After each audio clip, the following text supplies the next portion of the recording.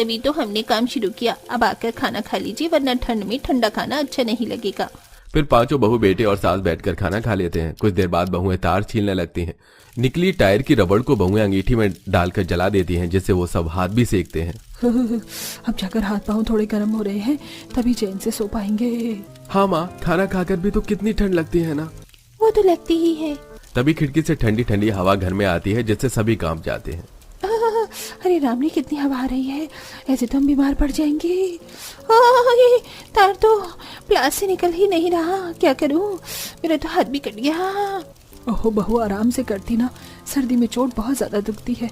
ओहो, तुम आराम करो, तुम्हारे बदले मैं छील देता हूँ। देखिए, ठंड की वजह से बहुत ऐंठ रहा है ये टायर। थोड़ा सा आंच के पास पिघला दीजिए और ऐसे खींच दीजिए। देखिए, निकल गया ना तार। अरे वाह देवर जी, आपने तो बहुत आसान तरीका बताया है। अब हम भी जल्दी जल्दी से ऐसे ही तार खींच लेते हैं। हाँ हाँ। फिर चारों बहू और विकास फटाफट ठंड में रात के 1 बजे तक तार और रबड़ खींच कर अलग अलग कर देते हैं और सोने लगते हैं। सोते टाइम सबको ठंडी जमीन लगती है। हाँ, कितनी ठंडी जमीन लग रही है। फिर ठंड भी कुछ ज्यादा ही नहीं पड़ गई। हम इतने गरीब हैं कि न खाने के लिए कुछ है और झोपड़ी भी टूटी फूटी है। न ठंड से बचने के लिए हीटर है, न बिस्तर है। भाई, हमसे ज्यादा गरीब शायद ही कोई होगा। अरे बेटा, हमसे ज्यादा अच्छी तो जिंदगी जानवर जीते हैं। हमें मिले न मिले, पर वो अपने खाने का इंतजाम कर लेते हैं और रहने का भी। अरे माँ जी, जानवर से याद आया, कालू बाहर ही होगा। आज उसको तो रोटी दिए ही नहीं है, मैं देकर आती हूँ। फिर राधा बाहर कालू को रोटी दे देती है, जो सर्दी से ही उनके पास रोज आने लगता है। ऐसी ठंड में उनके दिन गुजरते हैं। एक दिन दामिनी के रिश्तेदार जगराम और मीनाक्षी घर आते हैं।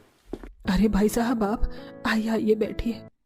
कहाँ बैठे? जो आप कह रहे हैं, आइए आइए बैठिए। इस दड़ी पर बैठे क्या? ना यहाँ पर कुर्सी है, सोफा की तो बात ही भूल जाओ।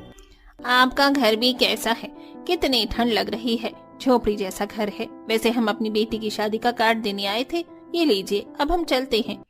आए रिश्तेदार गरीब परिवार की बेइज्जती करके चले जाते हैं। माँ जी, वो हमारी बेइज्जती करने आए थे या कार्ड देने? सच में हमारे घर में कुर्सी टेबल भी नहीं है किसी रिश्तेदार को बिठाने के लिए। बहुत शर्म की बात है। आज हम भी अमीर होते तो आज हमें इतने ताने नहीं सुनने पड़ते। इस जन्म में हम अमीर होंगे मुझे तो नहीं लगता। चलो बहू, काम करो और तुम में से कोई चाय बना कर ले आओ। तभी 2 बहू चूल्हे पर चाय नाश्ता बनाती हैं। बाकी 2 बहू कपड़े बर्तन धोने का काम करती हैं और बहू तार छीलती हैं। साथ ही ठंड में कांपती रहती हैं। बाप रे बाप, ठंड। सास को चाय देने के बाद पांचों बहू तार छीलकर टायर की फैक्ट्री पर चली जाती हैं और तार और रबर को दे देती हैं। अरे 5 किलो तार है, इसमें रबड़ क्यों डाली? इसका कोई काम नहीं है, इसे ले जाओ और ये लो 100 रुपए। अरे वो गलती से आ गई थी, आप और टायर दे दीजिए, हम 2 दिन में माल पूरा कर देंगे। ठीक है,